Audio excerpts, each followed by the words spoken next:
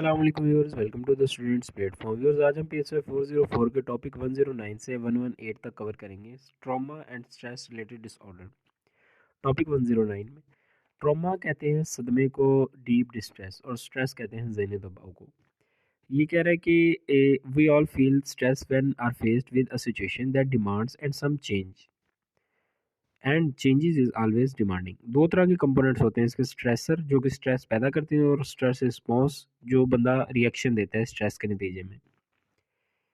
Life events हो गए, जिस तरह के traffic jam to major life difficulties, financial setbacks हो गए, माइग्रेशन और डेथ ऑफ लव वंस हो गई, इसके नतीजे में स्ट्रेस पैदा होती है। ऑटोनॉमिक नर्वस सिस्टम के बारे में बात करा है कि part of a nervous system. अगर आपको बताया जाता है कि इस जगह पे बम लगा हुआ है, या आप कहीं जा रहे हैं, अचानक से सांप सामने आ जाता है, ऐसी सूरत में आप दो तरह के एक्शन करेंगे। या तो इसको मारेंगे, भगाएंगे, यानी फाइट करेंगे, या फिर खुद वहां से डर कर भाग जाएंगे, यानी फ्लाइट का एक्शन करेंगे।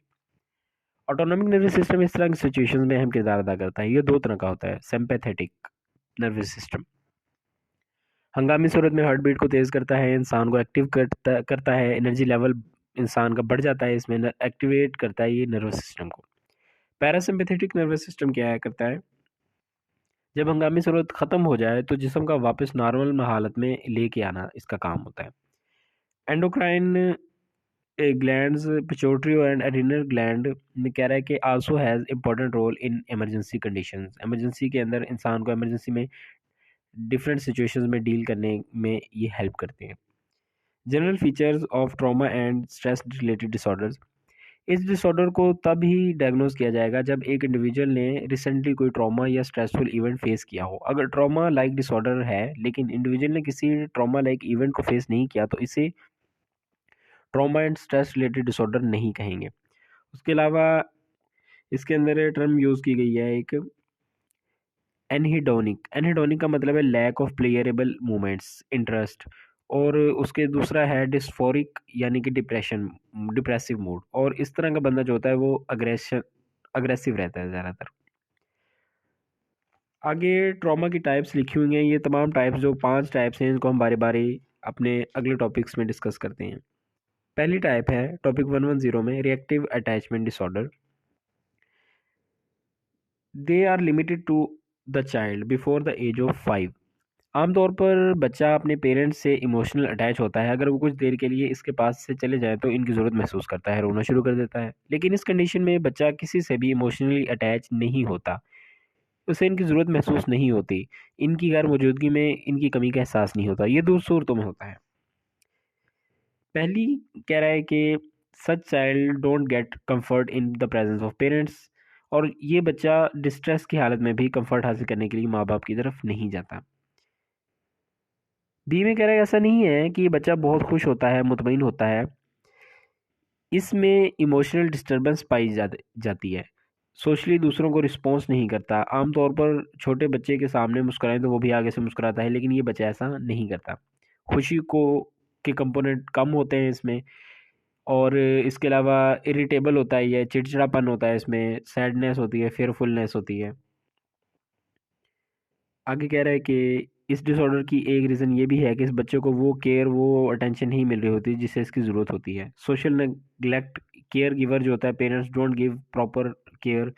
बाज़ औक़ात बच्चों के केयर गिवर बदलते रहते हैं, ये चीज़ भी डिसऑर्डर कॉज करती है। Less attention by care giver in an institution like boarding house where such opportunities are not provided.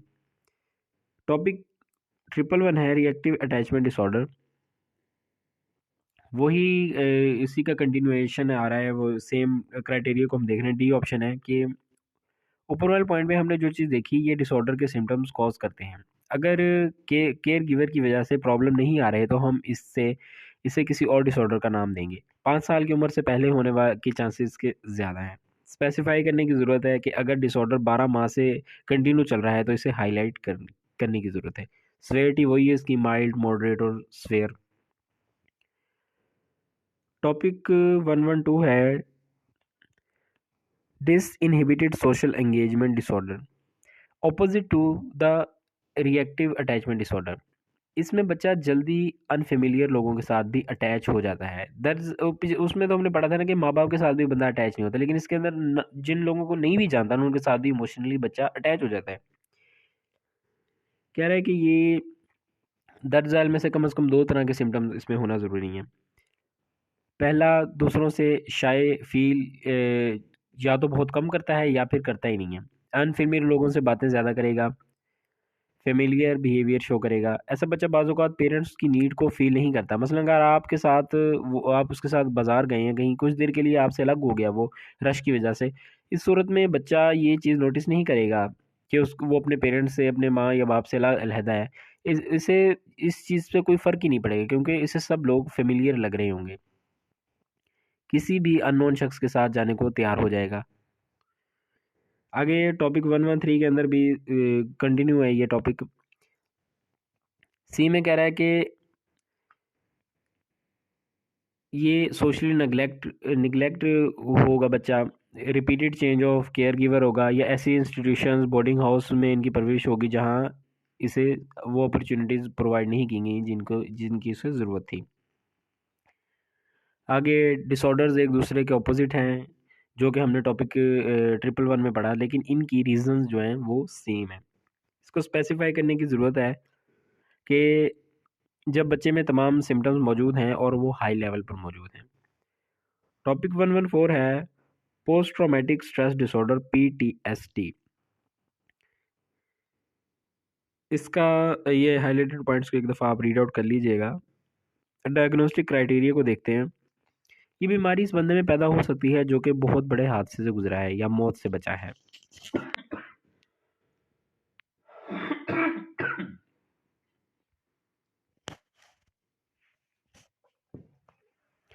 अच्छा,